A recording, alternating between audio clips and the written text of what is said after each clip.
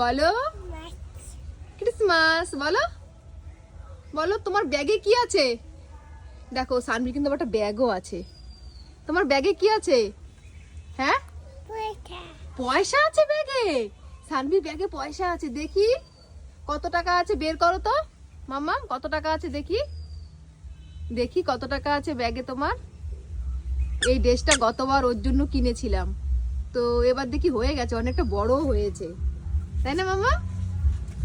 গতবার পড়ানো হয়নি, তো ভাবলাম আজকে একটুখানি পড়াই। কিন্তু সানভিকে আর এই সাজ দেব না, কারণ আমরা এই সাজে তোমাকে দেখতে চাই না। তোমাকে এবার কি সাজাবো? রাম সাজাবো, শ্রীকৃষ্ণ সাজাবো। কিন্তু ড্রেসটা কেনা রয়েছে বলে ঘরে, ওই কারণে একটু পড়ালাম। চলো চলো চলো চলো চলো চলো চলো চলো চলো চলো চলো চলো চলো চলো চলো চলো চলো চলো